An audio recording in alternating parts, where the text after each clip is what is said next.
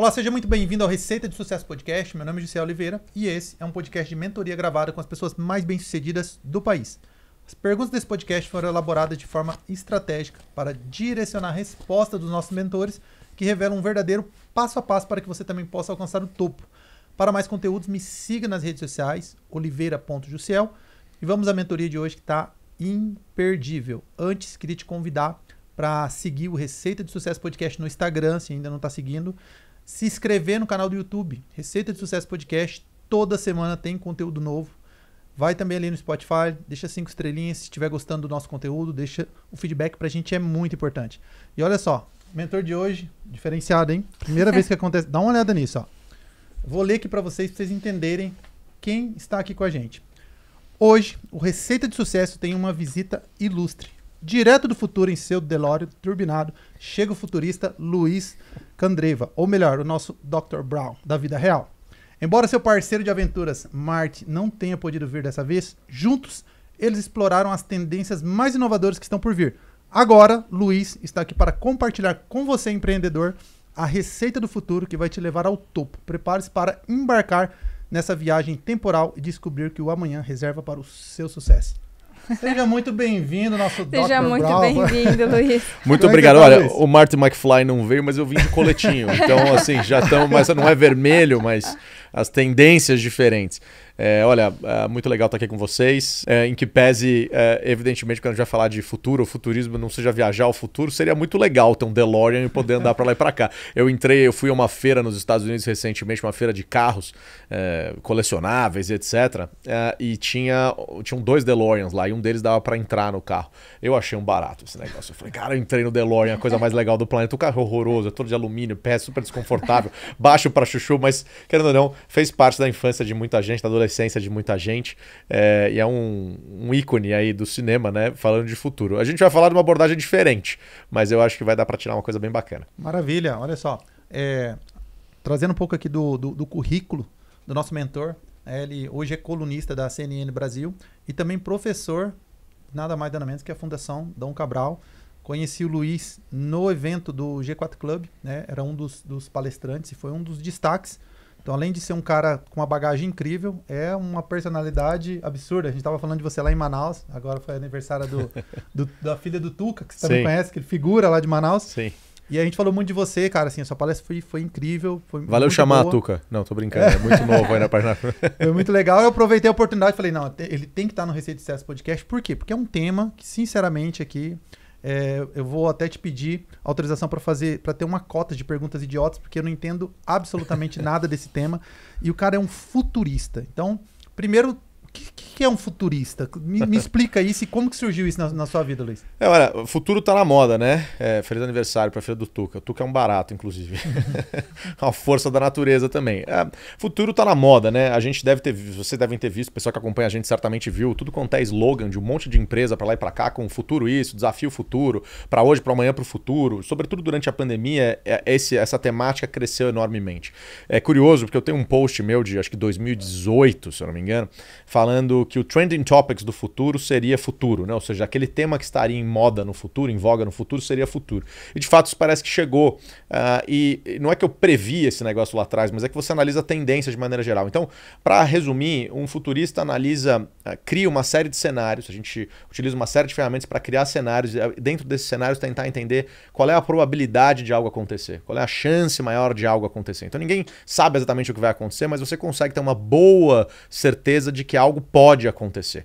E aí a diferença importante nisso é entender o seguinte, bom, se você tem uma 80% de chance de algo, imagina que você tem 80% de chance desse prédio aqui pegar fogo. Deus me livre, hein? Mas imagina que você tem essa chance alta. Você concorda que a gente estaria mais atento em relação a hidrantes, saída de emergência, uma série de coisas? Concordo. Como a chance é muito pequena, a gente olha pouco para isso. O pessoal que está assistindo, a gente vai para o hotel, por exemplo, eu dei esse exemplo inclusive nessa palestra que você mencionou. Você vai a um hotel, quando você chega no hotel, atrás da porta do teu quarto tem aquele mapinha de evacuação, certo? Quantas vezes vocês já foram olhar a distância para a escada, ver se a porta abria? Vocês fazem isso? Não. Toda vez que eu chego num hotel eu faço esse negócio. Aqui no prédio eu fui ver onde é que era a saída de emergência também. Parece neurótico, mas para pensar, me consome 30 segundos. Se um dia pegar fogo, é interessante eu saber quanto espaço eu tenho que dar, se a porta abre, se tem a escada. Eu já fui para um lugar que não tinha escada, por exemplo. Cheguei lá, o Abitse, sei lá como é que saiu, mas não tinha escala de incêndio do negócio. Então, você saber essas coisas numa situação de tranquilidade faz com que você, numa situação de emergência, tome decisões mais rápidas e melhor, porque você já sabe. Recentemente, por exemplo, eu vou explicar esse arco, essa relação de futurismo com isso. Recentemente eu tive no Monte Fuji, por exemplo. Fui subir o Monte Fuji agora no Japão, montanha mais alta do Japão. Agora faz um mês, mais ou menos. E o tempo virou enormemente, quase chegando ao cume. Né? 90 rajadas de 90 nós no vento e uma coisa toda muito intensa, a temperatura despencou, começou a chover, etc. E numa situação dessa, você não pode ficar num lugar desse. Né? 4 pessoas morreram nessa noite, inclusive. Eu tive que me albergar tem uns huts na montanha. E você tem que reservar esse tipo de coisa. O meu plano original era subir de um lado e descer do outro, tudo no mesmo dia. Eu começava bem cedo e terminava no começo da noite, no final da noite, lá para as 10, 10 e meia, eu terminava do outro lado. Tava tudo certo, isso era o meu plano original. Assim como a sua empresa tem um plano original. Você desenha um plano e fala, olha, já fazer isso, vou fazer aquilo, fazer aquele outro. No meio do caminho eu tive uma tal da disrupção, que pode ser no nosso caso das empresas, uma tecnologia, uma coisa do tipo.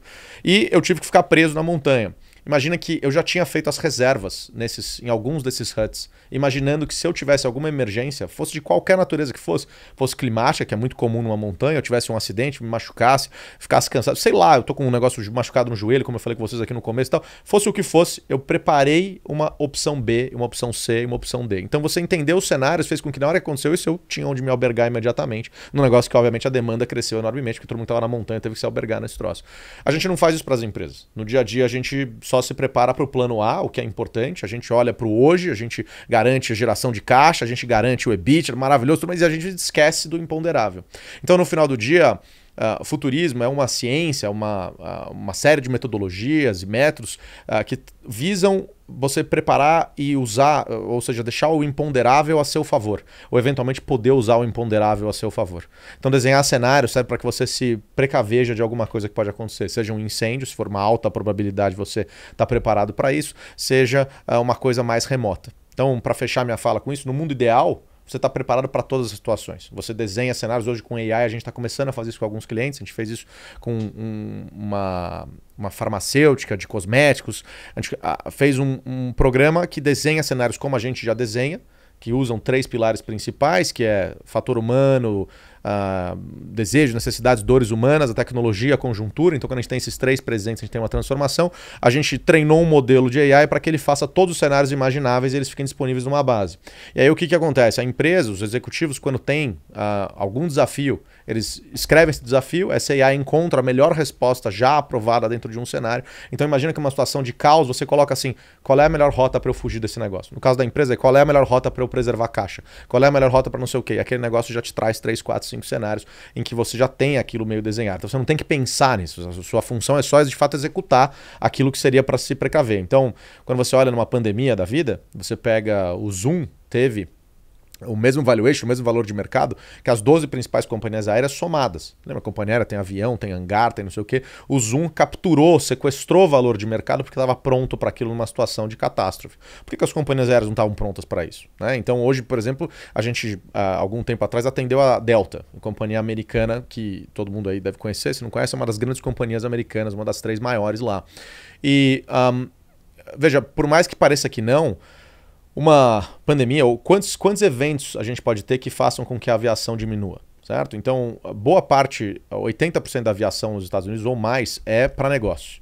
Então, se você pensa assim, se 80% do meu mercado é se esse mercado desapareceu, qualquer coisa que impacte esse mercado, impacta diretamente no meu negócio, certo? Tem um risco da ruína. Meu negócio pode desaparecer. Se o pessoal parar de viajar para trabalho, seja por qual razão for, o meu negócio desaparece. Então eu preciso olhar para isso daqui. Então o que poderia fazer as pessoas pararem de viajar? Pô, risco climático, terrorismo, guerra, seja lá o que for. Beleza. O que mais?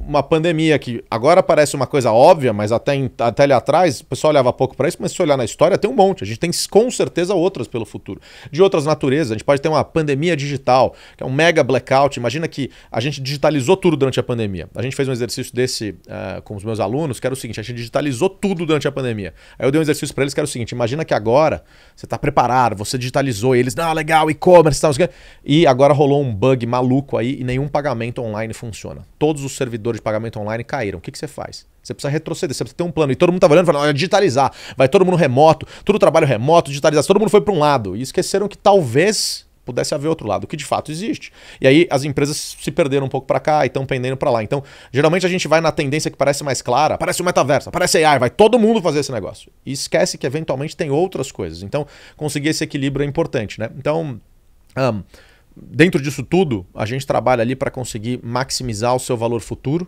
né, e reduzir o seu risco, vamos dizer, num futuro mais próximo, né? E tentar entender para onde está indo para que você possa tomar ações hoje e fazer isso crescer. Então, isso vale para qualquer cenário, né? E aí eu vou dar mais alguns exemplos aqui durante o nosso papo, mas é mais ou menos isso. Não sei se eu respondi a tua pergunta, mas... Eu vou fazer uma pergunta agora que vai se conectar com isso, só para ter clareza se a gente entendeu. Achei incrível. Futurista. E aí eu estou falando agora pensando no gestor de negócio, no empreendedor. Ele é mais uma mentalidade ou ele é uma profissão? Ou seja, eu tenho que procurar alguém para implementar isso dentro do meu negócio, para variar vários cenários, ou ele é muito mais uma questão de metodologia, de mentalidade, onde eu consigo desenvolver essas habilidades para traçar isso sozinho, por exemplo? Legal, excelente pergunta. Eu sei que o pessoal fala isso geralmente, né? Mas em palestras os caras fazem aula. O cara, onde é o banheiro? Excelente pergunta. Você fala, cara, na verdade, nem toda pergunta é excelente. Essa de fato é uma pergunta diferente. Eu geralmente recebo as perguntas não dessa forma. Veja, de fato pode ser uma mentalidade, uma série de ferramentas, mas isso é o que perfaz qualquer profissão, certo? Então, nos Estados Unidos é mais comum, já existe há muito tempo essa cadeira de futuro, vamos dizer assim. Aqui no Brasil, eu lembro... Curiosamente, eu vou voltar para a tua pergunta, eu lembro com uns 15 anos mais ou menos, eu assistindo um programa de televisão na Sony, eu lembro até hoje disso, e curioso, né, como as coisas às vezes fixam na nossa cabeça, e o trabalho de um dos caras, que depois eu fui descobrir quem era, que é o Kurzweil, que é um dos principais futuristas da história. O trabalho dele era desenhar o que poderia acontecer pela frente para a Sony, ele trabalhava dentro da Sony, tinha trabalhado com a Microsoft, com não sei o que e tal. E aí eu lembro que eu falei, nossa, que legal esse negócio, né? E me parece uma coisa tão intangível, tão distante, etc. E aí anos depois, por uma série de fatores da vida, eu nem respondi isso na sua primeira pergunta, mas como eu cheguei a isso, é a mesma maneira que qualquer empresário ou qualquer pessoa chega a olhar para o futuro. Uma necessidade, né? Eu com startups lá atrás tinha que olhar para frente, porque startup não pode competir hoje, né? Se eu for competir hoje com a Nestlé, eu quebro. Mas como uma startup, você pode competir em mercado futuro, porque no mercado futuro ela ainda não está lá. Então se você chegar lá junto, na hora que esse negócio cresce, você cresce junto. Talvez a Nestlé vai crescer até mais, mas você vai na onda. E aí você conquista um espaço, você conquista outro. Então se você antecipar, startup antecipa futuro, o Uber antecipou futuro, o Google antecipou futuro. Quando elas surgiram, ninguém fazia busca na internet, imagina, era um negócio, o que é esse negócio? Isso aí é ridículo, ninguém usa a internet. E de repente esses caras anteciparam o futuro e o que aconteceu? Quando começaram a usar, o Google cresceu enormemente. Óbvio que é uma confluência de coisas, não é só você antecipar a tendência, você de fato precisa conseguir executar isso de uma maneira precisa e tal. Os fundamentos de negócio todos permanecem, precisa gerar caixa, precisa ter um modelo de negócio sólido, etc, precisa formar cultura. Tudo isso continua igual, mas se você antecipa, na hora que esse futuro chega, você é levado para frente. Então, óbvio que todo empresário, eu diria, todo fundador tem que olhar para isso. Ele tem que ter tempo para olhar para o futuro. E muitas vezes isso não acontece. Você fica atolado no seu dia a dia com uma série de coisas. Mesmo que a sua gestão seja bem feita, se você estiver crescendo, você vai ter uma demanda muito grande de outras coisas. Então, muitas vezes trazer alguém de fora faz sentido. Muitas vezes convidar, eu faço isso com uma frequência e outros colegas fazem isso com uma frequência enorme. Quer dizer, chamam a gente desde uma palestra, que muitas vezes é para você dar uma chacoalhada no time, você quebrar objeções, você eliminar o que a gente chama de anticorpos da organização, que é aquele pessoal que é refratário à ideia, né? Quer dizer, eu faço uma brincadeirinha em palestra que eu viro assim, vamos todo mundo trocar de lugar. Lá pelos 15 minutos da palestra, todo mundo me olha com ódio. Eu falo, como assim? Não vou trocar de lugar. Você tá maluco? Eu vou trocar de lugar. Se eu falar pra nossa galera aqui, ó, vocês estão assistindo o que? A gente pelo YouTube, por exemplo, fala assim, ó, vamos todo mundo trocar agora pro Vimeo. Ninguém volta. Então a gente não gosta de mudança. Mas imagina quando a gente chega pra uma empresa e fala assim, ó, você tem que mudar o seu modelo de negócio. Aquele modelo de negócio que te trouxe até aqui, que você tá 15 anos fazendo isso, aquilo que pagou a escola dos filhos, pagou a festa da filha do Tuca. Você vai mudar esse negócio. A rejeição é natural, é impulso do ser humano falar não. Mas depois, se a gente analisa isso um pouco mais a fundo, você percebe que a mudança não está vindo de quem está propondo a mudança está vindo do mundo. Então você pode desligar o despertador, mas o dia amanhece do mesmo jeito. O sol continua subindo. Você desligar o despertador não muda nada. Geralmente o que as pessoas fazem, desligam o despertador e falam, nossa, que confortável. Aí dorme um pouco mais, mas é aquela coisa, né? Ditados populares são ditados populares e são clichês porque são verdades há muito tempo, né? Então é camarão que dorme a onda leva. E mais ou menos a mesma coisa. Então você pode ficar dormindo, mas o negócio vai embora. Então, muitas vezes eles trazem gente de fora, muitas vezes o que tem acontecido agora, e eu tenho forçado muito isso, e pela Dom Cabral a gente tentou acelerar um pouco esse processo, em qualquer instituição de ensino, a mesma coisa via G4, você vê outros players fazendo coisas parecidas, que é você ter uma cadeira de futuro dentro de cada conselho, por exemplo. Se você não tem um conselho, você montar um advisory board, né? Eu não sou muito fã de ter uma área de inovação. Eu acho que você passa o recado errado para a organização. Você fala, ó, aquele pessoal tem que inovar, vocês não. Quando, na verdade, Inovar é uma coisa que tem que permear a organização como um todo. A melhor pessoa para inovar em compras é o cara de compras. Não é um cara de inovação que está lá trabalhando com compras, mas é quem está no front disso. Não quer dizer que sempre vai ser possível, mas o ideal é que você tenha todo mundo olhando para a inovação dentro da organização, cada um na sua área, e obviamente a área de inovação, se precisar existir, ela seja provisória, ela é uma área que tem que desaparecer, ela tem que se tornar desnecessária. Ou seja, ela é uma área que é um enabler, ela permite que a inovação aconteça, ela tira barreiras, ela desobstrui caminhos e ela permite que as coisas aconteçam, mas ela nunca pode ser uma área que a inovação, o futuro da organização depende dela, senão ela vira a área mais importante da empresa. A área mais importante da empresa tem que estar na alta gestão da organização, no conselho. Então, hoje, a gente tem procurado colocar dentro de cada conselho ou criar conselhos, mesmo que provisórios, um advisory board, para que as organizações olhem para o amanhã. Então você tem uma cadeira olhando para isso, provocando isso. Isso que a gente está batendo papo aqui agora, mas de uma maneira estruturada. Vamos pegar o demonstrativo, vamos entender a nossa capacidade de investimento, quanto que a gente está deixando na mesa para garantir valor futuro. Porque no final do dia depende muito mais disso, de você conseguir equilibrar a receita no presente e a relevância no futuro. Como é que você faz essa gestão de ambidestria dos dois? Que é um termo da década de 70 que ficou em voga lá no começo dos anos 2000, aí depois sumiu, aí volta. E é normal que ele faça esse ciclo, porque as empresas aprendem e daí elas começam a focar de novo na operação do hoje. Mas daí começa a surgir uma necessidade de amanhã, porque todo mundo ficou bom hoje. Então como é que você se diferencia? Você começa a olhar para amanhã. Todo mundo está olhando para amanhã, você já equilibrou, aqui virou default, então vocês vão para um outro nível. E as coisas vão evoluindo. Então, como é que a gente garante valor futuro para a organização hoje? Isso depende de você deixar recurso na mesa, não é só dinheiro, é tempo. Quanto de tempo do hoje você está olhando para o amanhã? Então você pega um C-level, por exemplo, um CEO de uma empresa, e quanto ele está olhando para o amanhã? Às vezes ele está olhando só para o hoje. E às vezes em momentos de crise, numa pandemia, por exemplo, numa mudança profunda do setor, uma nova regulação, seja lá o que for, é importante ele olhar para o hoje. Mas talvez, em alguns momentos, ele deveria estar olhando mais para amanhã. Ele devia separar tempo para se distanciar do negócio, para coletar repertório, para se conectar, para estar em feiras, para participar, para ter trocas, participar de uns clubes, essas coisas. Você tem um momento de oxigenar, que é o momento em que você talvez vai olhar e falar, cara, o meu negócio é muito legal hoje, ele é hiper relevante, mas ele tende a perder relevância no futuro. Então, no final do dia, aí, por exemplo, uma empresa, o que a gente faz? A gente busca dar longevidade para a relevância das organizações. Como é que eu faço para que essa empresa que é relevante hoje, essa organização que está presente hoje num extrato de interessante de mercado, como é que eu faço para esse negócio durar? Isso aí envolve várias coisas, envolve capacitação do pessoal, envolve você entender nuances do mercado, tendências, antecipar as coisas, para que você consiga direcionar suas ações estratégicas, táticas, seja o que for, hoje, olhando para amanhã. E muitas vezes a gente não faz isso. Muitas vezes a gente só foca no agora. E no agora a gente é muito bom. E aí é aquela frase meio batida de que as empresas morrem porque elas fazem muito bem feito alguma coisa por muito tempo. E aí, empresa de mídia é o exemplo clássico disso. Eles eram gigantescos. A distribuição, isso é a frase do Buffett, mas quem domina a distribuição domina o jogo. E aí você vai pensar, as empresas de mídia tinham a distribuição absoluta. Quem distribuía conteúdo? As empresas de mídia tradicionais, jornal, televisão, etc. Esses caras eram os que distribuíam. Aí mudou esse negócio. Eles vivem do que hoje? Anúncio, mas ninguém... Você percebe que você ficou num limbo, eles perderam a relevância total que eles tinham. Eles tinham tudo para... O Guia 4 Rodas, que vocês certamente sabem o que é, mas o pessoal mais novo, eventualmente, filha do Tuca, não sabe o que é o Guia 4 Rodas. Né? O Guia 4 Rodas desapareceu. E tinha tudo para ser o Waze. Percebe o valor de marca que o Guia 4 Rodas tinha para ter transitado para uma questão digital? Ah, mas engenheiro de obra pronta é fácil falar olhando para trás. Sim, mas são as mesmas tendências que você... Percebe? A gente não usa o Waze. Por que você usa o Waze? Eu não conheço o caminho. Você entra lá no Waze para procurar como é que está o trânsito em Capadócia? Não. Não. A gente não quer saber como é que está o trânsito. Você fala, fugir do trânsito, saber... Na verdade, você quer que ele tome a decisão por você. A gente terceiriza o processo de tomar a decisão. Certo? Você podia pegar um mapa, analisar o mapa, como a gente fazia. Abria lá no guia, falava, eu tenho que virar aqui, tenho que virar não sei o quê, e chegava no destino. Mas era muito mais complexo, certo? Mas a gente tomava a decisão. Você analisar, pegar a informação e tomar a decisão.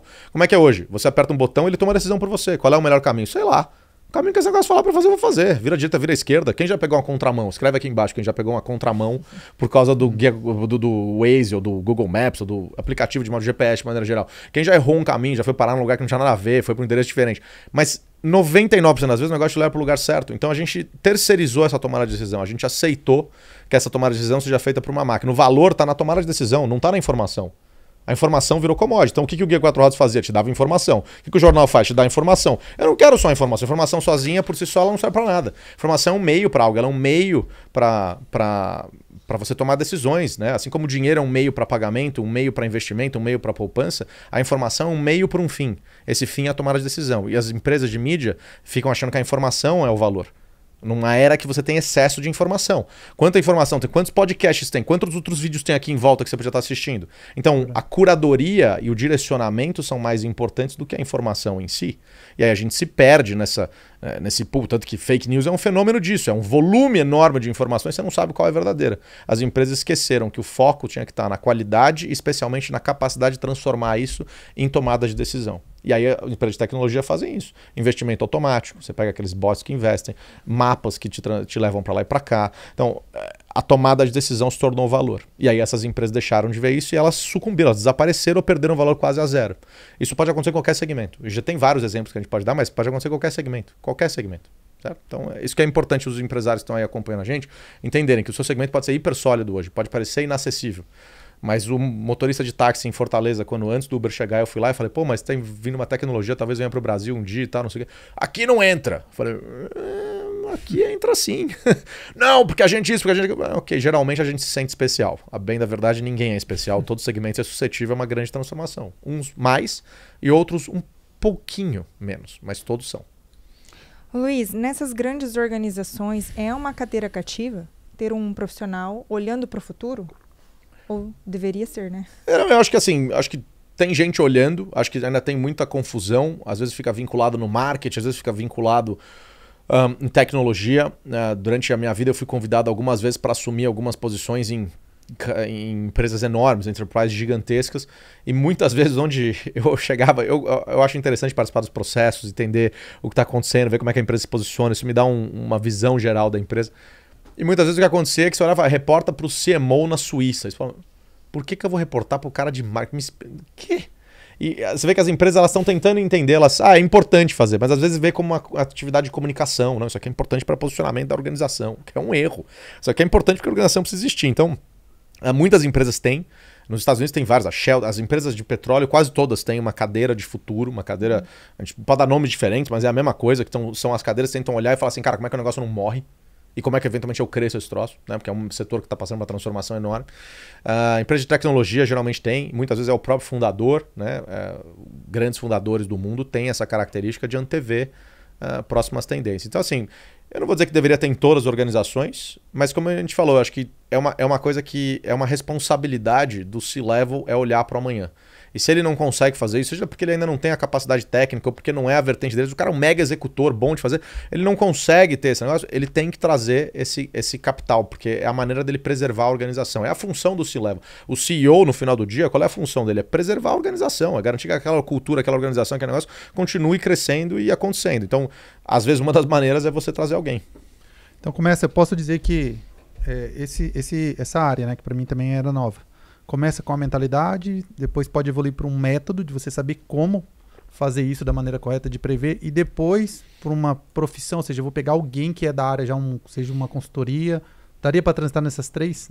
Eu faria ao contrário, na verdade, tá? Se você não tem alguma coisa ainda, eu não tô tentando vender nada, tá? Pelo amor de Deus, eu odeio gente que vai em podcast para começar a vender coisa. Pelo amor de Deus, contrata em qualquer outro, não precisa me contratar.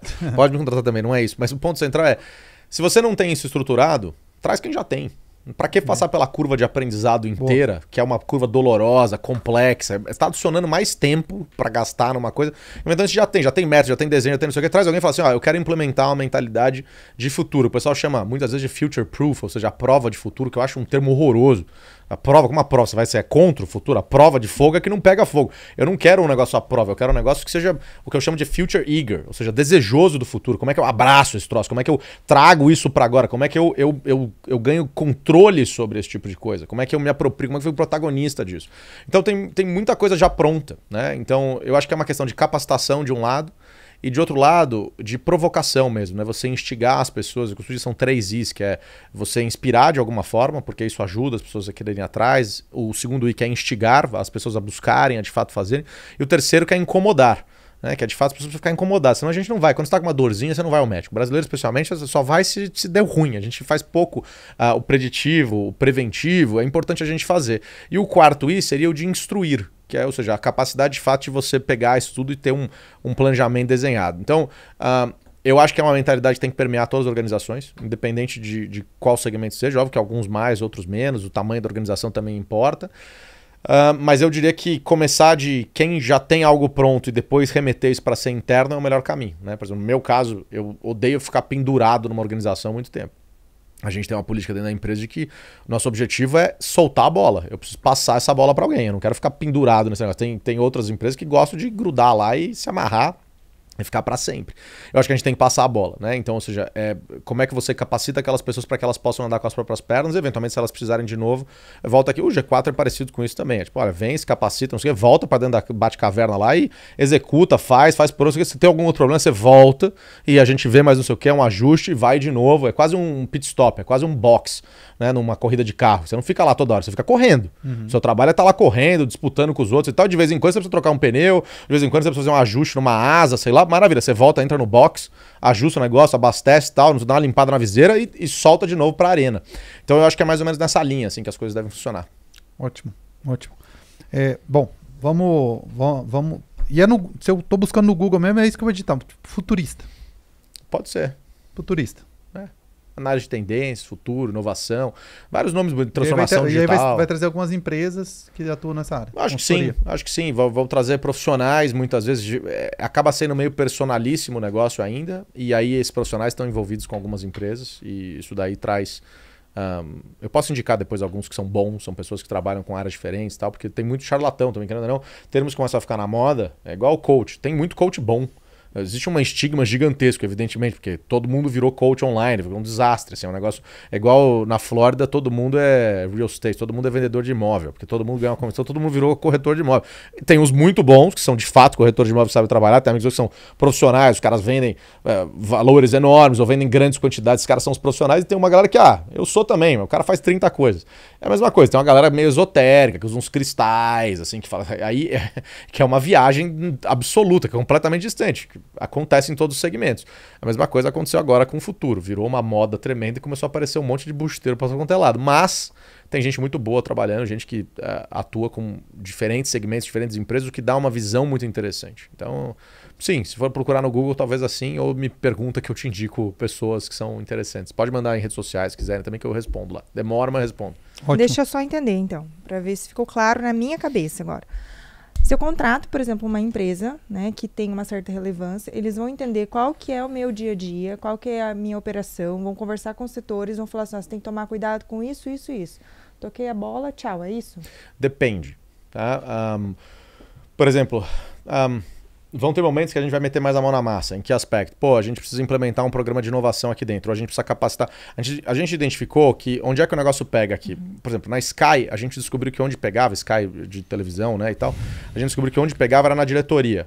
E, curiosamente, a motivação para a transformação vinha da vice-presidência. Então, ela vinha top-down e ela barrava na diretoria. Geralmente é o contrário. Você vai de baixo para cima.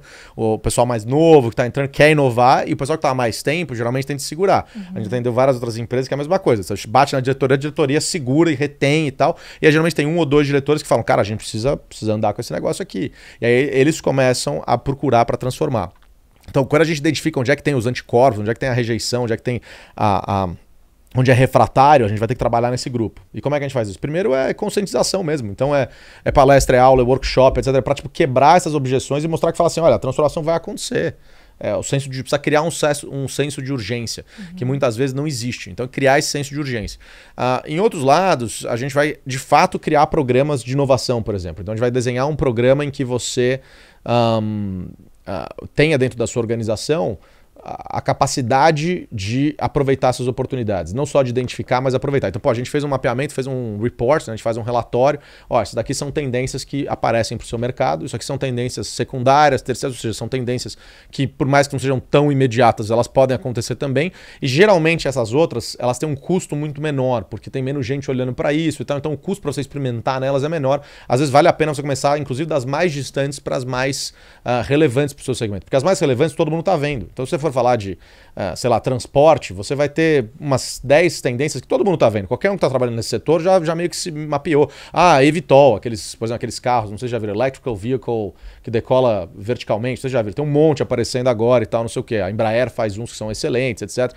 Então, isso aí é uma tendência. Você vai ter transporte interurbano feito por esse troço. O helicóptero vai sair perdendo, você vai ter, etc. Isso aí todo mundo já está vendo. Mas o que mais vai além disso? Se a gente está transportando as pessoas com essa agilidade, etc., como é que fica o resto da cadeia? E aí olhar esse resto da cadeia pode ser interessante. Então, a partir do momento que a gente mapeia essas tendências, entende para onde vai cada uma das coisas, a gente desenha planos para que você possa capturar esse valor, para que você possa aproveitar esse valor. Isso aí vai, às vezes, desde ter uma parte da organização que a gente vai separar, então você secciona a parte da organização, você fala, a gente vai selecionar quem são os melhores dentro do seu time, a gente vai entender, porque o perfil é muito diferente. Veja, o perfil para trabalhar em receita presente, em hoje, ou seja, o exploit, o extrair o máximo de valor, é um perfil de certeza. Esse cara, ele não lida muito bem com incerteza, ele não lida muito bem com falta de plano, ele precisa de certeza e processo.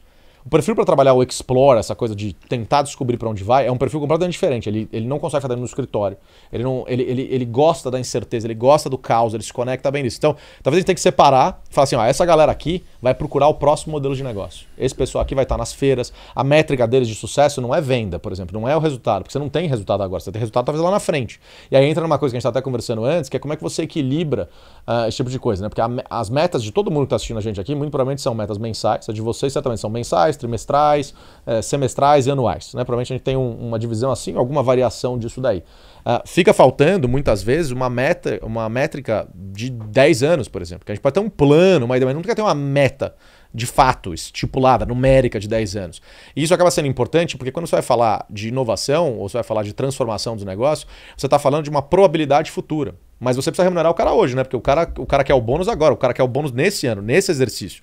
Ele não vai querer o bônus lá para frente, senão ele fala, não, eu vou voltar para fazer o que eu fazia antes que me dar o bônus. Então, geralmente as organizações, elas desenham incentivos errados.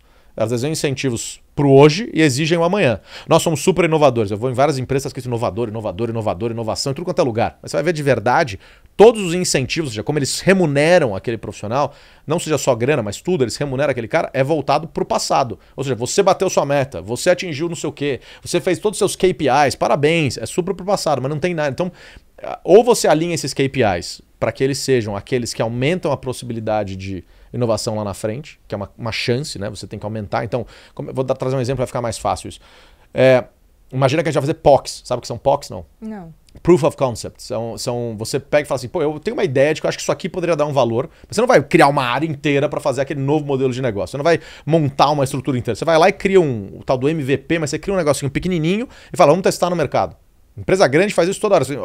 Ou uma spin-off. Muitas vezes uma POC acaba virando até uma spin-off. A Mondelez, por exemplo, que é dentro da Kraft, Kraft Foods, né, enorme do mundo inteiro. A Mondelez, que é dona do Bis, por exemplo, de outras marcas, é uma spin-off, ou seja, uma empresa que saiu de dentro da Kraft e ficou pendurada lá embaixo. Por quê? Eles falam, cara, é outra dinâmica, outro ritmo. A gente precisa ter isso aqui separado, em apartado da estrutura principal.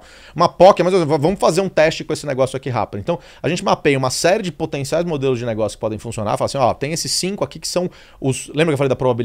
Esses 5 aqui, a gente fala, isso aqui tem uma chance maior de ter aderência. Maravilha, por A mais B mais C, tem uma série de metodologias, quer dizer, um negócio que você estrutura, pode errar, e erra várias vezes, mas geralmente se acerta, pelo menos nos principais, e fala assim, ó, vamos estruturar modelo de negócio experimentar? Então, exemplos disso, pô, se a gente tiver meio de transporte de altíssima velocidade lá para frente, como a gente já tem se avizinhando, como por exemplo, Hyperloop, um trem de alta velocidade que faz, sei lá, São Paulo, Brasília em 15 minutos, por exemplo, Los Angeles, São Francisco, uma viagem de 6 horas de carro, se faz em 15 minutos. Isso é um trem que já existe no mundo, a tecnologia já existe. A SpaceX agora está fazendo um negócio, e tem outras empresas, a Virgin também está fazendo isso, que você tem o foguete decola aqui, sei lá, de Nova York, e aí eles falam, em vez de eu mandar esse foguete para Marte, eu faço o foguete decolar aqui, ele pousa em Tóquio. Pô, isso é maravilhoso, porque leva 20 minutos para esse negócio fazer isso. Então eles falaram, se eu consigo mandar o foguete para Marte, para outros lugares, por que eu não consigo mandar ele de volta para a Terra? E daí você para pensar que isso vai mudar a dinâmica das cidades. Agora imagina para hotéis. Hotéis ficam completamente desguarnecidos num negócio desse, porque o hotel de dormir, aquele hotel executivo que é feito só para dormir, que o cara vai, trabalha na cidade, eu vou a Recife hoje, por exemplo. Vou dormir em Recife. Se eu pudesse ir e voltar no mesmo dia, eu iria amanhã cedo, faria o que eu tenho que fazer, voltaria, eventualmente tivesse que voltar no dia seguinte, eu ia de novo.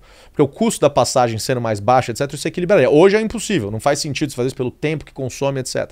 Mas imagina que um hotel que seja só para dormir, com esses meios de transporte disponíveis, ele perde relevância enormemente. Mas um hotel de experiência, ou seja, um hotel em que você vai e o hotel em si te proporcionar o que você não tem em outro lugar, esse hotel cresce com esse tipo de meio de transporte. Então percebe que a mesma disrupção, a mesma tecnologia nova, ela bifurca para um segmento em que, de um lado, ele pode crescer enormemente, mas de outro ele pode destruir. Então o que você faz? A gente trabalha, por exemplo, com uma série de redes de hotel, e uma em específico bastante grande aqui no Brasil, já fez muita coisa com a Intercity. Vocês devem conhecer, uma rede tem aí 70 hotéis e alguns outros de outras bandeiras operadas aqui no Brasil. Pessoal lá do Rio Grande do Sul, muito bacana.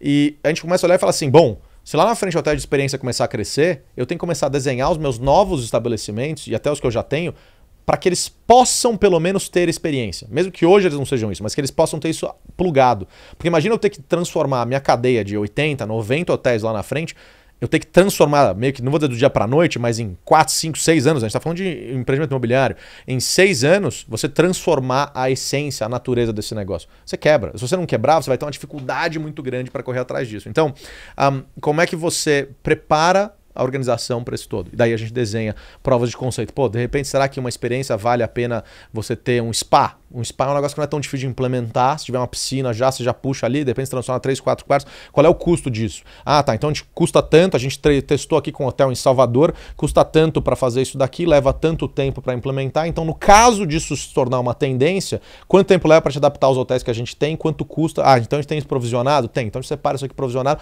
Ok, a gente está seguro. Você fez um hedge. Igual quando você faz o seguro de carro. Você não faz o seguro de carro esperando que você vai ter um acidente, certo? Você não espera que você vai bater o carro nem nada disso.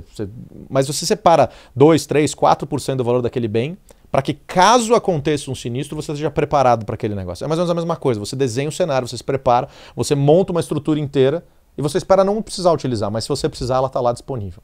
Então, não sei se deu para entender como é que a gente traz para o agora e como é que a gente aplica. Então, em alguns momentos é mais incisivo, a gente vai acompanhar a organização por mais tempo, a gente vai estar mais próximo, a gente vai mais profundamente, vai desenhar o programa. Tem coisas que a gente não faz, eu estou falando por nós agora, mas tem coisas que a gente não faz. Por exemplo, vamos montar um corporate venture, um fundo de investimento em venture, que é uma coisa que ajuda na inovação. Você vai estar próximo das startups, você investe, traz os caras para perto de você, eventualmente uma daquelas soluções você incorpora, ou você usa, tem um contrato de exclusividade, seja lá o que for, é bom estar próximo desses caras. A gente não faz isso. A gente direciona, por exemplo, para uma empresa parceira que faça isso. A The Bakery, que é uma empresa que faz esse tipo de programa. Faz um programa de corporate venture builder mesmo, de estruturar um fundo ou estruturar uma venture builder, que é uma estrutura para trabalhar com as startups. Então, a gente pluga a solução para que você consiga, de fato, dar longevidade para aquilo, né? E isso envolve tantas e tantas áreas. Vocês estavam falando de people skill mais cedo. Vocês vão ter outro episódio aí, está sendo gravado e tal. People skill. Como é que você aplica isso no dia a dia? Então, eventualmente, isso pode ser uma das coisas. Olha, vocês precisam preparar melhor o teu público aqui para melhorar as capacidades, fazer um reskilling, seja lá o que for. A gente descobriu que isso aqui está acontecendo no nível de, sei lá, middle level management ou de coordenação, etc. Você precisa preparar melhor essa galera. Quem é que faz isso? Às vezes a gente não faz. Pô, quem é que faz isso no mercado? Ó, tem um fulano aqui, tem um G4 ali, tem um outro aqui acontecendo, tem a Link fazendo não sei o que com a molecada.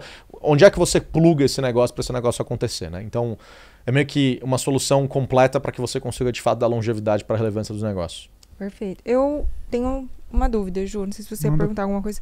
Mas assim, Luiz, eu imagino que você deve ter um desafio de implementar esse mindset na cabeça do empresário de falar assim, ó, a gente vai olhar para o futuro. Como que ele consegue mensurar isso daí? Esse é o maior desafio, né? No final do dia, a gente não consegue medir isso no agora. Pela própria definição, né, do todo, a gente tem que medir lá na frente. Então, a gente usa métricas de negócio normal. Então, assim, qual é o resultado que esse negócio trouxe pra gente, eventualmente, né? Como é que esses desenhos que a gente fez no hoje, como é que eles geraram retorno lá na frente? E aí tem outras métricas que são métricas mais próximas, vamos dizer assim, que é essa questão de probabilidade. Como é que você aumenta, por exemplo, a probabilidade de um negócio gerar retorno lá na frente? Então, pô, a gente identificou que toda vez que você está próximo de X startups, ou você se aproxima de startups, você aumenta a sua chance de ter resultado lá no final. Tá? Então imagina que você está próximo de 10, 15 startups, etc. Legal, quantas a gente se aproximou agora nesse ciclo? Quantas vieram para dentro desse programa que a gente desenhou? E quantas a gente investiu? Então você tem uma chance maior de dar certo lá na frente. Você não sabe se você vai dar certo, mas tem uma chance maior de dar certo. Trabalha muito probabilidade. Então assim, o pessoal vai olhar e falar, nossa, que prático, né? Você só pode medir lá no futuro e tal, que coisa cômoda e tal. Mas a verdade é que é da própria natureza do tipo de trabalho que você não vai ter essas certezas agora. Mas evidentemente tem várias maneiras de medir e acho que a melhor maneira que a gente tem para medir internamente é recorrência de vários clientes e indicação e etc. Esse tipo de coisa é uma validação para a gente de que aquilo que a gente está fazendo traz o resultado que pelo menos é esperado por essas organizações. Perfeito. Boa. Por último, eu tenho mais uma pergunta. É um tema muito curioso, tenho várias perguntas sobre isso. Você falou sobre várias empresas que você passa, que tem lá, somos inovadores, né, a gente acredita na inovação. Qual que é a sua sugestão, né, para os empresários que estão ouvindo a gente, de como que eles podem incentivar a inovação dentro da organização? Olha, a gente pode usar aqueles termos em inglês que dão uma valorizada no negócio, né? Baby steps, quick wins. Mas a verdade é o seguinte, geralmente é mais simples do que parece. E a gente fica imaginando que inovação tem muito a ver com tecnologia. Então eu vou comprar as melhores ferramentas do mundo, eu vou encher de tecnologia, transformação digital. Na verdade tem muito mais a ver com você ter um processo claro, você dar clareza para as pessoas. Então, pô, eu tenho uma ideia. Essa pessoa está confortável para expor essa ideia? Porque a ideia pode ser horrível. Mas é no meio de um monte de ideia horrível. O Murilo Gano, não sei se você conhece o Murilo. O Murilo tem um negócio que ele faz o seguinte, ele começa todo o brainstorming com a pior ideia possível. Ele fala assim, tem que começar com a pior, porque daí já tirou aquele peso. Já falei uma ideia muito ruim. Então qualquer coisa que você falar é melhor do que isso. O que acontece geralmente? A gente começa com receio de parecer ridículo, de alguém dar risada. A gente tem que começar a ter um processo muito claro em que as pessoas podem propor ideias, podem se abrir para isso. Então, às vezes é ter um comitê mesmo, ter uma parte aberta, juntar todo mundo numa sala e ter isso. Outra coisa, a pessoa é tímida, ela é introvertida, mas ela é muito capaz de fazer um negócio. Para quem que ela leva essa ideia? Qual é o processo? Existe um processo claro? Ela tem algum ownership nisso? Então, se ela trouxe uma coisa nova, uma proposta bem fundamental, a ideia não é o cara, nossa, eu acho que a gente pode pegar e fazer um foguete. É tipo, olha, eu percebi aqui que a nossa área, por exemplo, de produção XPTO disso daqui, tá tendo uma... Eu vi outro dia um caso, uma fábrica, se não me engano, uma envasadora de Coca-Cola, tá? Eu não posso estar falando, mas assim, a ideia central funciona. E eles estavam comprando uma máquina e a máquina ela soltava mais de um pingo lá que tinha que soltar e o negócio dava um problema e tal. Se eu entendesse o conceito, talvez eu não lembre exatamente todos os detalhes, mas pra mim era genial o desenho por trás. Era um pinguinho, não sei o que tal. E estavam procurando uma solução e ninguém conseguia solucionar e tal. E um dos caras que trabalhava na linha de produção foi lá e colocou um pano amarrado, como se fosse um coador assim de café, e o negócio fazia pluk, pluk, e era uma solução super simples. Então, veja, ninguém nunca escutou aquele cara, mas aquele cara tinha a melhor solução do mundo porque ele já tinha visto, ele tinha passado por uma outra fábrica, tinha um negócio. Então, o resumo da história é, muitas vezes a solução está dentro da sua casa já. E a gente fica procurando fora e tal, e geralmente está dentro da casa. Já vi, a gente atende, por exemplo, atendeu durante um bom tempo a Solar, que é o segundo maior envasador de refrigerantes do país e o 7º do planeta, se eu não me engano, que é Norte, Nordeste e alguns outros estados aí espalhados. E eles me contaram vários casos de que a solução está dentro das fábricas. Estava dentro da processo de... As pessoas já sabiam como fazer esse negócio lá internamente. Então, o que eu acho que, para começar, primeiro, se abre para falar sobre o assunto. Se conecta com isso, vai escutar. Gente, tem podcast, tem um monte de coisa, tem outros meus podcasts, pode procurar por aí. Daí do meu vai pingar no outro cara e tal, não sei o quê. Vai ouvindo, pega boas referências nesse todo.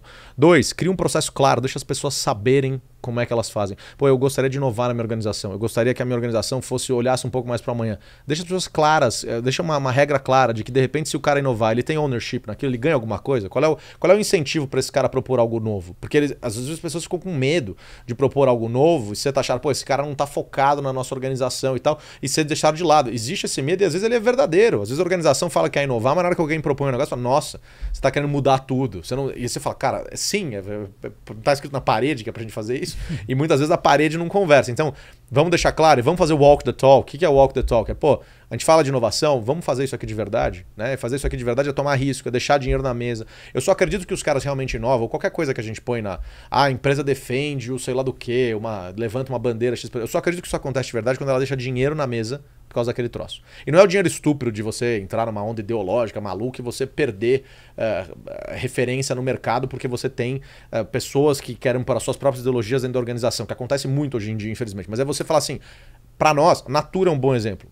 Nós queremos defender o meio ambiente. Isso é um valor da Natura. A Natura sempre teve esse lado com sustentabilidade, etc. Mas ele não fica obrigando você, cliente, a ser sustentável, certo? Ele te vende um bom produto. Você compra o produto da Natura porque você gosta do produto da Natura.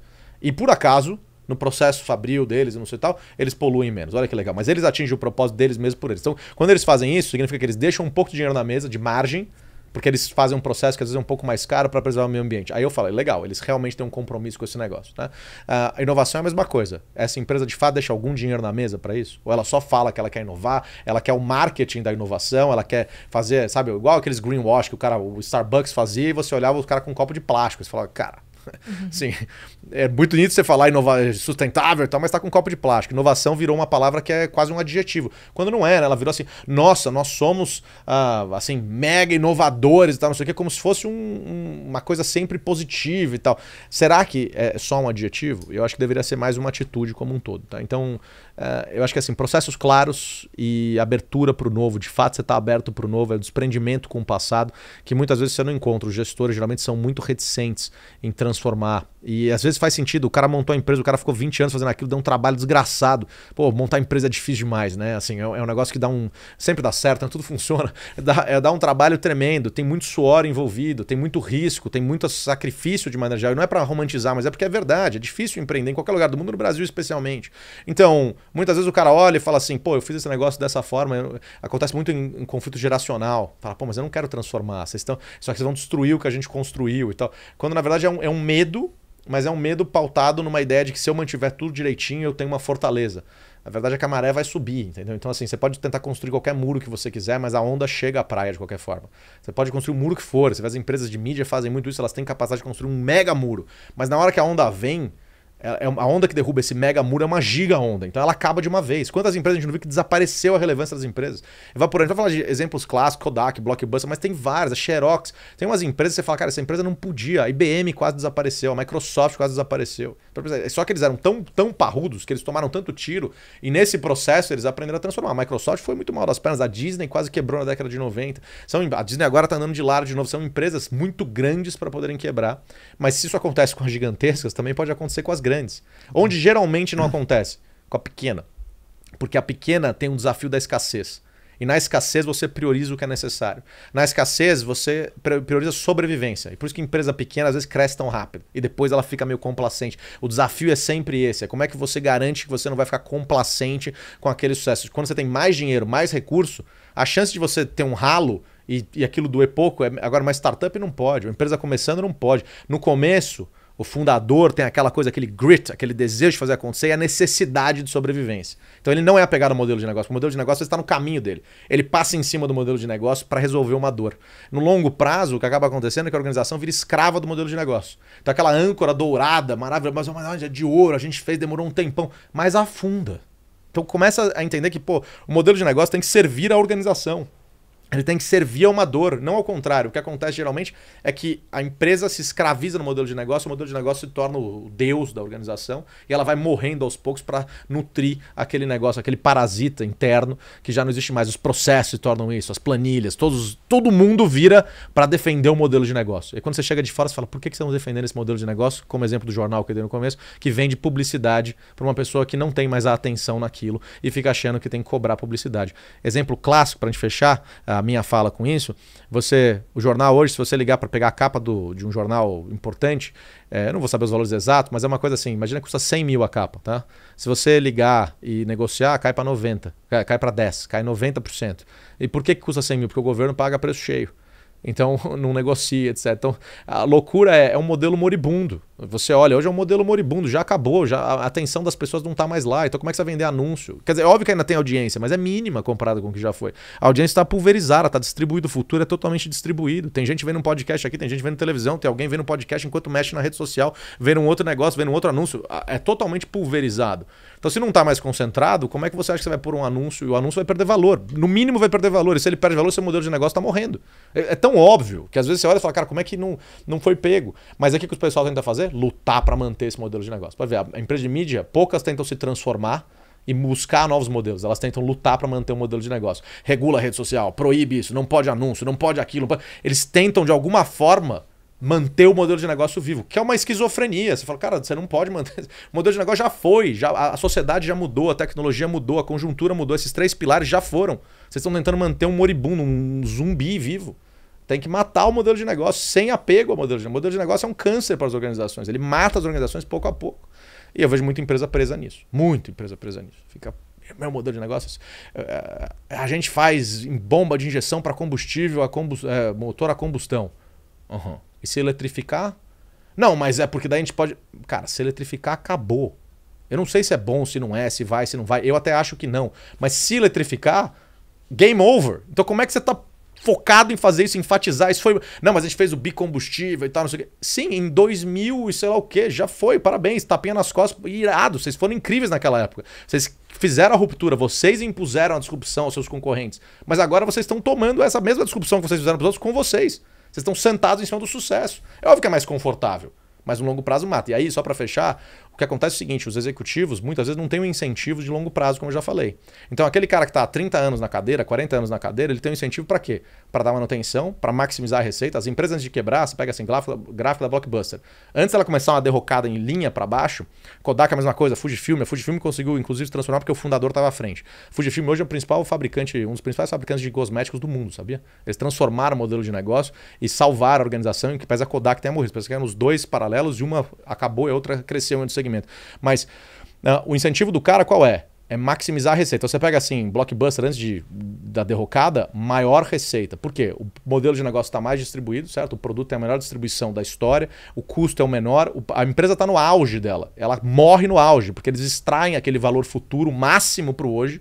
É a maior capacidade de extração de valor futuro é hoje. Elas sugam aquele negócio e elas matam a organização na frente. Porque o executivo sai depois de 2 anos e a empresa não vai quebrar nesse período. Eles pulam fora, fazendo outra coisa, fala, nossa, os resultados embaixo desse cara foram brilhantes. Pega a Disney, Bob Iger tal, que é um baita de um CEO, gerou um mega valor e tal, um cara brilhante, pelo amor de Deus, não é isso. Mas aí ele sai, a Disney começa a andar de lado. Você acha que ele saiu por acaso?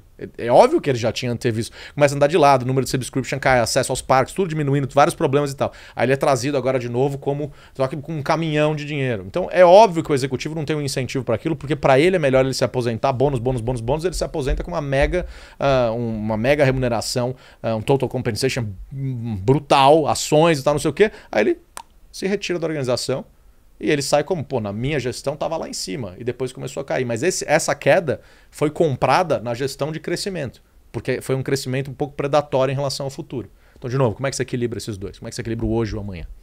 Boa. Bom, tá gostando desse episódio? Recomenda aí para no mínimo 5 pessoas, né? Manda aí pros amigos, pros empreendedores que devem ouvir esse podcast. Aproveitar e dizer que esse podcast tem um patrocínio da Monteiro Investimentos. Você está precisando diversificar sua carteira com segurança. A Monteiro é a maior especialista em estratégias usando o consórcio imobiliário como ferramenta de alavancagem, onde você tem 2 grandes possibilidades. A primeira é a alavancagem financeira. Você define valores de aporte mensais, a Monteiro vai fazer uma gestão estratégica. Quando você é contemplado, você passa a ser dono de dinheiro barato, você pode vender os direitos dessa carta, realiza o lucro e não paga mais parcela. Ou você pode optar por investir no mercado imobiliário sem descapitalizar a sua empresa, sem descapitalizar a aplicação financeira, sem perder custo de oportunidade. Você compra imóveis, aluga esses imóveis com o valor do aluguel, você paga o valor da parcela. É uma maneira inteligente de você acelerar sua construção patrimonial, fazendo terceiros pagar por esses imóveis. Quando esse imóvel acabar de ser pago, esse investimento acabar de ser pago, você vai ter um patrimônio valorizado te gerando renda passiva vitalícia. Então chama o pessoal da Monteiro, fala que eu vi no Receita de Sucesso Podcast, você vai ter acesso a uma consultoria gratuita e personalizada. Para finalizar aqui então com o Luiz, eu queria... tem uma pergunta de fechamento que a gente faz aqui, é o seguinte: imagina que você vai sair daqui, na hora que você dormir, você vai perder seu conhecimento, seu network, todo o seu dinheiro, mas você tem a oportunidade de deixar para você mesmo, né, o do Luiz do futuro, a receita. Então vamos tentar trazer isso para a receita de sucesso de Luiz Candreva. Imagina que você tem um negócio.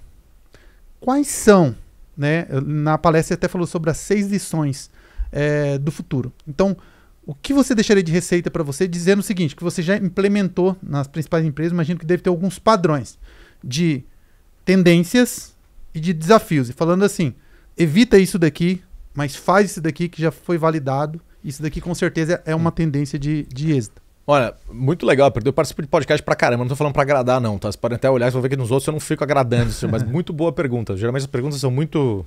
tudo a mesma coisa, assim, nada contra, é normal, a gente vai migrando pro mesmo. Pergunta excelente.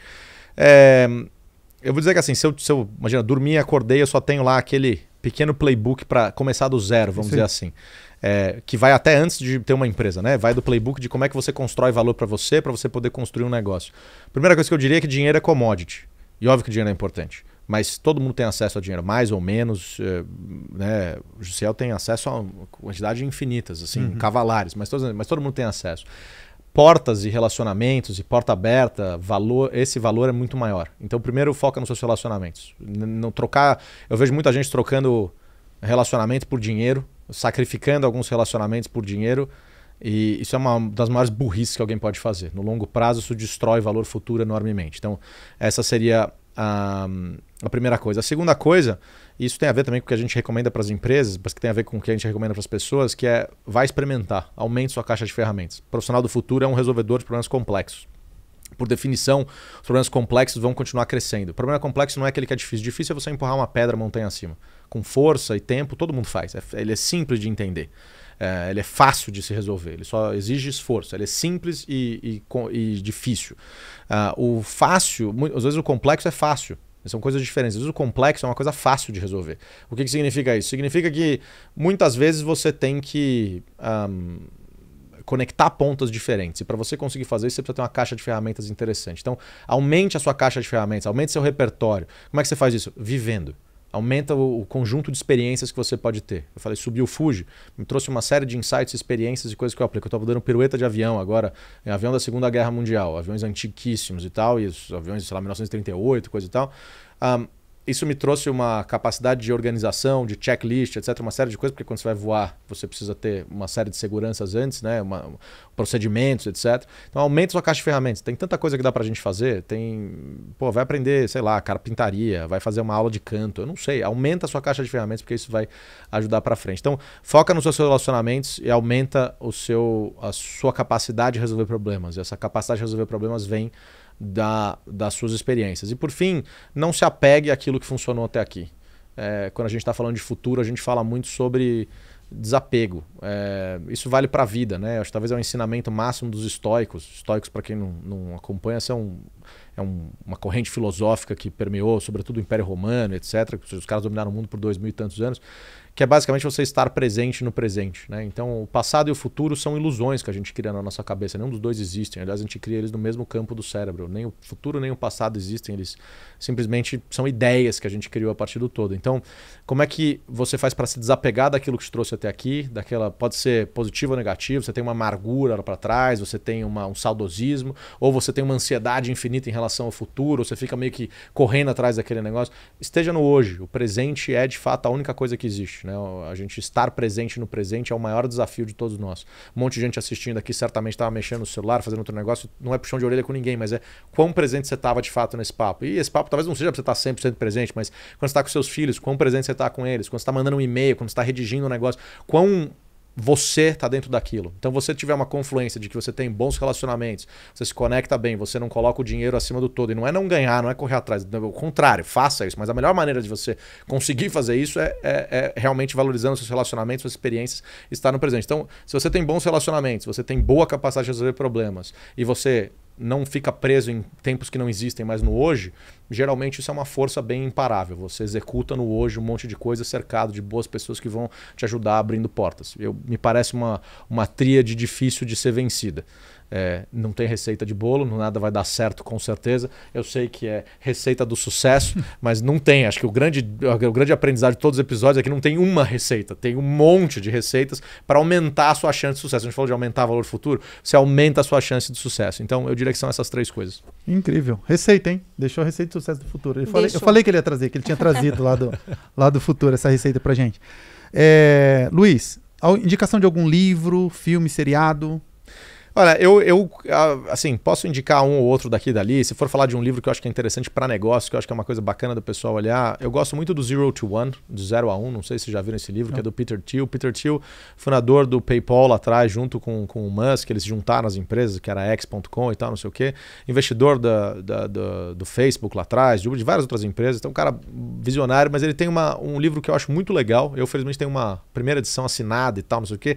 E foi um dos livros de negócio que mais trouxe. É pequenininho, curtinho, fácil de ler, tem em português. Se souber ler inglês é melhor pegar o inglês, mas o em português também é bom.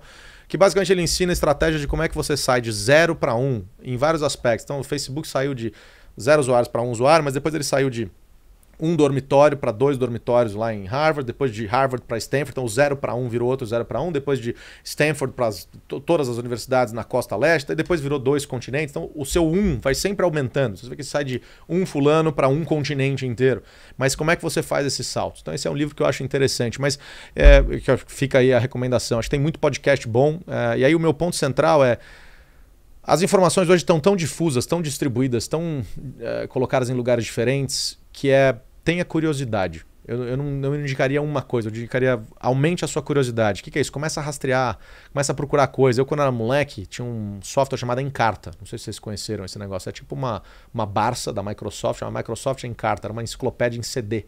CD-ROM, CD meio Bordeaux que eu colocava no meu computador com, sei lá, em 98, 97.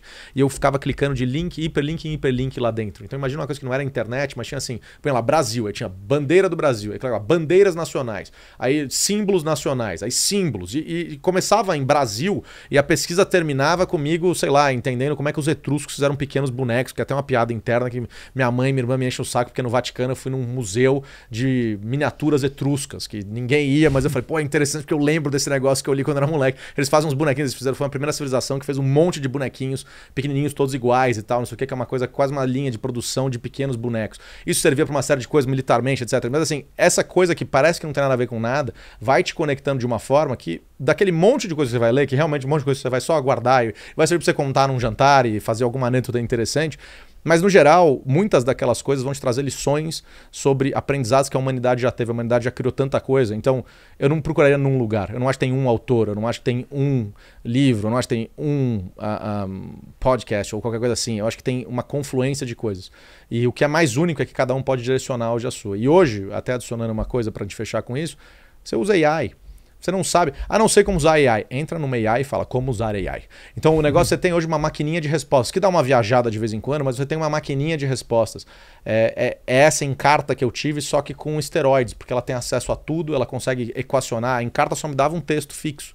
Isso me dá uma confluência, eu consigo conversar. Quantas eu já não fiz debates com o ChatGPT, por exemplo, no áudio, e no carro, quando eu estou viajando, eu ponho esse negócio, fico debatendo cenários sobre o futuro, fico desenhando, debatendo negócio, qual é a melhor estratégia para isso. Suponhamos que, e aí você inventa um cenário e vai aprendendo, um cenário hipotético. Pega uma empresa que você leu, que você achou interessante, a dica para fazer agora, sai do podcast e fala assim, tem uma empresa que eu vi aqui, analisei um case, eu falo assim, ChatGPT, me dê 5 cases de Harvard de empresas que passaram por dificuldades de caixa, empresas que passaram por dificuldades de geração, de capacitação de pessoas. Seja lá o que você quiser, faz um mix desse negócio, ou cria um cenário.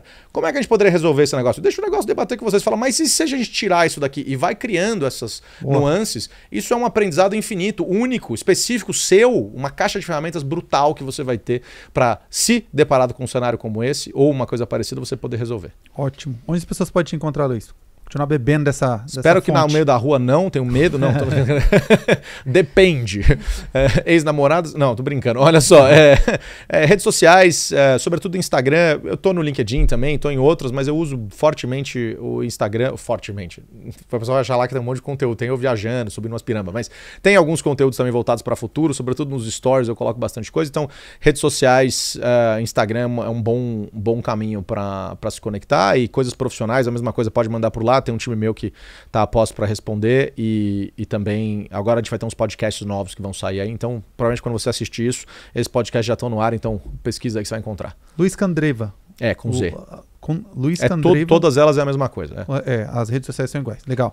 Bom, agradecer novamente a participação do Luiz. Incrível. Nossa, na verdade ele tem bagagem aqui, ele para no mínimo uns 10 episódios, ele vai vir o próximo, a gente vai convidar ele de novo, porque essa temporada inclusive tem 2 pessoas que voltaram, porque a galera pede bis. E com certeza o Luiz vai ser um desses, que com certeza vai ser cadeira cativa aqui no Receita. Se vocês gostaram, então escreve aí, fala, queria de novo, quero falar mais desse negócio e tal. Outra coisa, eu falei alguma coisa que falou, cara, isso aí não faz sentido nenhum, contesta minhas verdades, tenho zero problema com isso, acho importante, inclusive. Contesta, não é pra falar, eu odiei isso. Não, traz um argumento novo, vamos debater essas coisas, que a riqueza de construção de futuro tá aí. Valeu. Luiz, obrigado pela participação. Obrigado vocês, gente. Valeu, obrigado demais. Valeu, galera. Tchau, até o próximo episódio. Tchau.